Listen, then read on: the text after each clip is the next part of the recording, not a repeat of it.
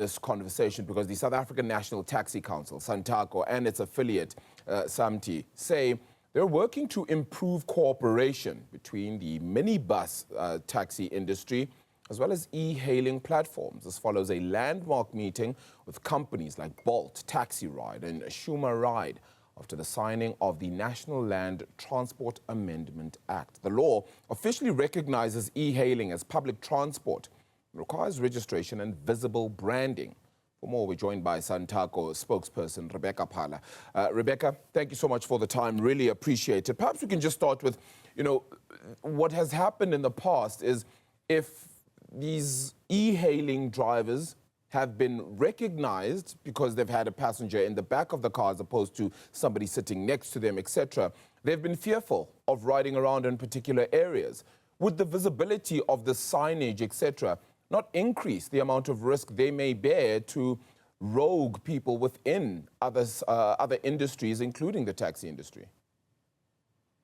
Good morning, Arabile, and to your viewers. Look, what's happened to some of these e-hailing operators over time has been pure acts of criminality, a lot of which we've condemned in the past. One of the regulations speaks about the importance of there being an installation of panic buttons for just about every operator and every driver, as well as every commuter, so that when they find themselves in the face of violence, they're able to call for help if a necessity may arise.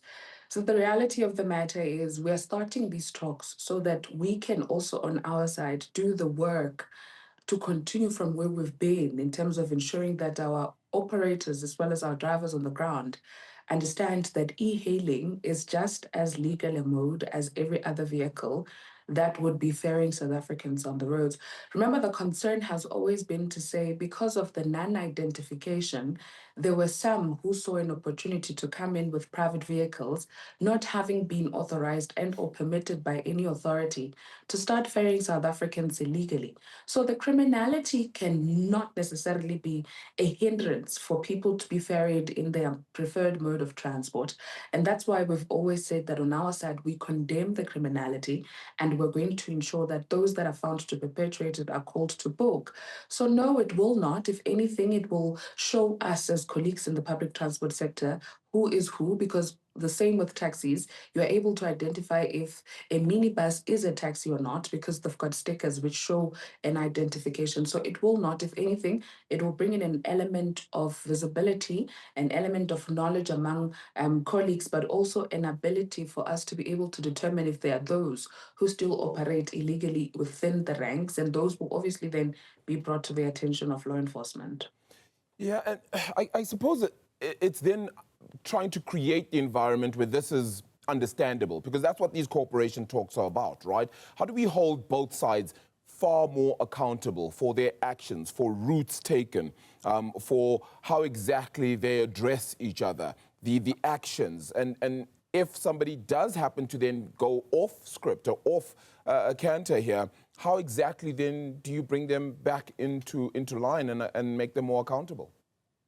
So it's already been happening, I think, in just about every instance that's ever been recorded where e-hailing operators have found themselves to be victimized. We've always said that where the perpetrators are known, from our side, obviously, it's to facilitate the disciplinary proceedings, inclusive of people's membership being revoked, for employees, their employment being terminated. But look, it's also a question of law enforcement, where if criminality has been perpetrated on another South African or another person, then it has to be put through the law so that the necessary steps can be taken. But I think the reason why we're highlighting the importance of talking about these panic buttons is so that we collectively work towards ensuring that as and when it is found that one has been victimized, then we're able to call in the backing of either private security and or law enforcement so that those that continue to violate fellow operators of public transport or for fellow operators of transportation, as it were, are brought to book.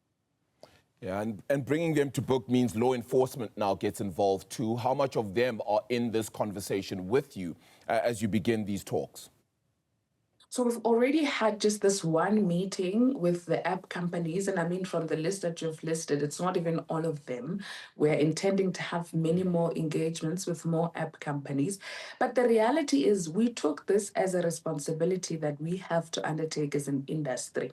Law enforcement is obviously part of government. The understanding we have is that law enforcement is always on standby. But the reality of the matter also is that the capacity issue comes to fore to say, how much can the police do with the kind of resource that they've already got in place?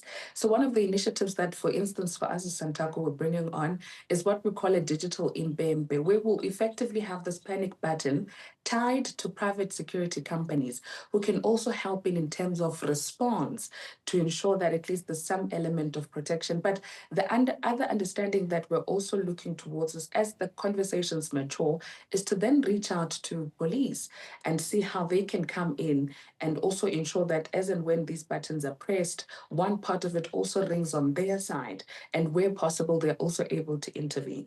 Yeah, and that intervention is going to be very important. You've spoken about being able to embrace digital fare systems and fleet management tools. What does that look like from here, do you think?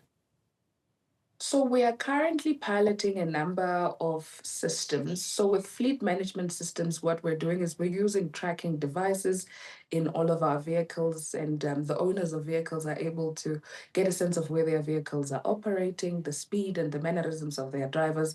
But also associations are also able to see the mannerisms of some of these drivers who are their employees. And then we are currently piloting an automated fare collection system between Pretoria and Randburg. We've done similar pilots in Cape Town as well as in the Eastern Cape. A great deal of it is to start migrating our commuters. A lot of them have said that the usage of hard cash is strenuous. They have to queue up at ATMs, whereas they've got these smartphones that they can use and these bank accounts and bank cards that they can use. So we're doing that again to uphold a sense of security and safety, because remember, we've started seeing trends of people who pose as commuters get into our vehicles and then midway a trip turn out and they effectively take belongings from fellow commuters. So once we remove the usage of cash in our vehicles, we're looking towards an improved sense of security in our vehicles. Yeah. I mean, that increased sense of security is absolutely pivotal. But do you think that these talks can realistically end some of the turf wars and the violence that happens between taxis and e-hailing drivers, as well as within taxi industry and taxi bosses, owners, etc., themselves? Look, the conversation of turf wars and the infighting is one that's been ongoing for quite a while. But contrary to wanting to settle it with violence, we found that when dialogue takes place, it becomes a lot easier. Often the backlash has always been to say, but why are you expecting us to make way for these people who don't have operating licenses, who are not put through the same regulatory aspects that us as honest operators have to be put through? And that's why we've been agitating for government to speedily regulate the e-hailing sector, have them go through the same processes that we go through, so that it feels like there's some sense of equation, if you will. So we believe that the talks, and especially to also say that we've all as parties agreed to sit down, is one, an indication that there is a sense of collaboration. But remember that we've not always proudly assumed the responsibility of some of these violent acts. We've always called them as exactly that, criminal acts. And now that we've got regulation and government having passed this mode as legal, it gives us a lot more leg to stand on as we continue to dispel the narrative of a problematic sense of entitlement, but also to equally harden the work that we do so that there's a collaborative effort. Because remember, for instance, practically speaking, e-hailing does not have ranks. In some instances, you find that these smaller vehicles are parked in front of taxi ranks.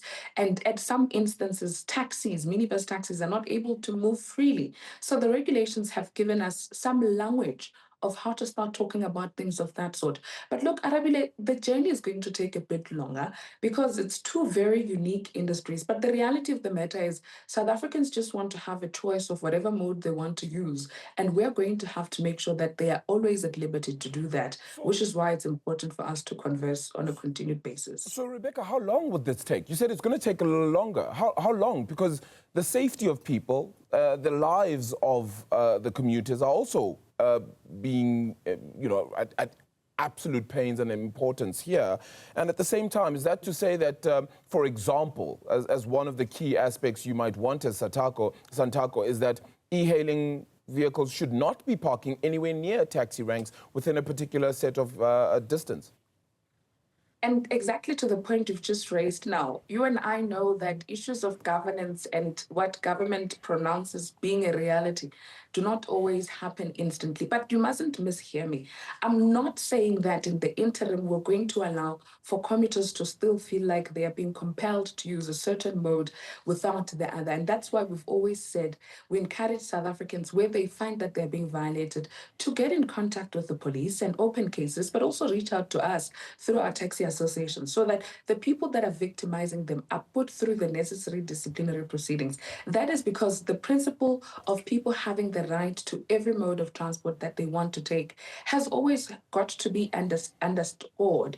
What we're saying is going to take a lot longer is, for instance, the realities of the usage of these panic buttons, the kind of infrastructure that it would require for these to be put in place and for them to always be, timeous and to happen quite quickly.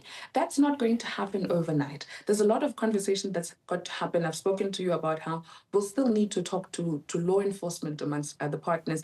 But the reality of saying that South Africans will not continue to be victimized is one that we will not stop emphasizing. That's why we're still committing to say, as and when they find themselves victimized, where we can facilitate disciplinary proceedings, they must bring that to our attention. But also because it is criminal acts, we're also encouraging them to get in contact with law enforcement.